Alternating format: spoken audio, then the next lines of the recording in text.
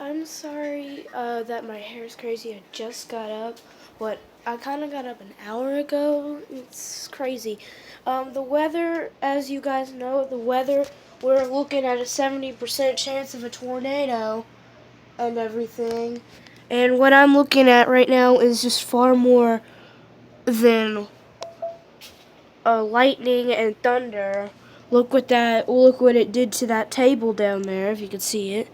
I'm sorry, I don't have a very high camera.